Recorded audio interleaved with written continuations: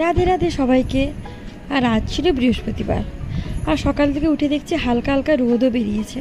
মনে হচ্ছে ওয়েদারটা ক্লিয়ার হয়ে গেছে। দেখা যাক সারাদিন কি হয়। আর একটু রোদ না বেরোলে হয় বলুন তো? কবে থেকে বৃষ্টি পড়ছে, বাড়িগুলো একদম স্যাঁতস্যাঁতে হয়ে গেছে, জামা কাপড় একদম ভালো লাগছে না। ওয়েদারটা একটু ক্লিয়ার না হলে আর মুডটাও ভালো হবে না মনে হচ্ছে।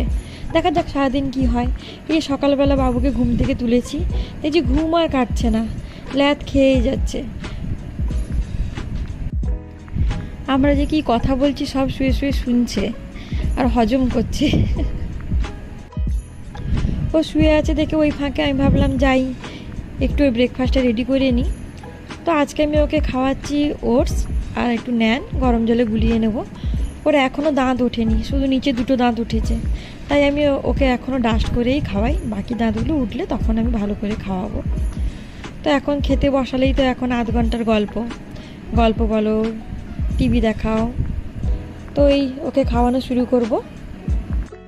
ওকে খাওয়ানো হয়ে গেছে, এবার আমি একটু ব্রেকফাস্ট করব। আজকে গরম দুধে আমি একটু মুসলি খাবো। আর লাঞ্চে আমাদের আজকে একটা নতুন ডিশ হয়েছে, কার্ড রাইস, আর বানিয়েছে ছর্দি। আর এত ভালো লাগলো খেতে, সত্যি কথা বলতে আমি আগে কোনোদিনও কার্ড রাইস খাইনি। তার সাথে আলু ভাজা, পেঁয়াজি, পাঁপড় ভাজা, জাস্ট ওয়াও! আপনারাও ট্রাই করতে পারেন। কুট্টুসকে যে খাবারগুলো খাওয়াই ওগুলো তো আমাকে সব ডাস্ট করে রাখতে হয়, মানে এমনিতেও খেতে পারে না, দাঁত উঠেছে সবে দুটো।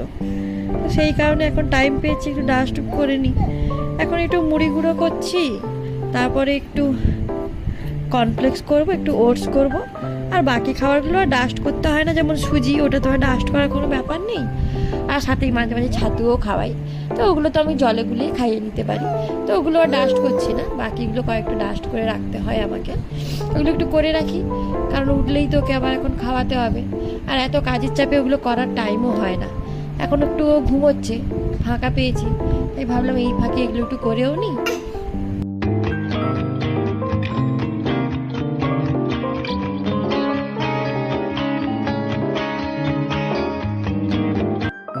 ছেলের তো এখন 10 মাস বয়স, আর সেই হিসেবে ও দুটো দাঁত উঠেছে, বাকি দাঁতগুলো উঠছেই না। তো সেই কারণে আমাকে ডাস্ট করে ওকে খাওয়াতে হয়। আমি মাঝে মাঝে ডাস্ট না করেও দিই জানেন তো, কিন্তু দেখি ওর ডাস্ট না করে দিলে ওর গলায় লেগে যায়, বমি করে দেয়। তো ভাবলাম ছেলের যখন পেট ভর্তি হয়ে যাচ্ছে, ডাস্ট করে দিলে যখন ও খাচ্ছে ভালো করে, তো দিতে আমার ক্ষতি কী? সেই কারণে আমি ওকে ডাস্ট করেই খাওয়াই। আর তো কয়েকটা দিনের ব্যাপার। আর ন্যানটাও আমি এখন স্টেজ 2 খাওয়াই, কারণ 1 বছর পর্যন্ত এখন ও ওইটাই খাবে।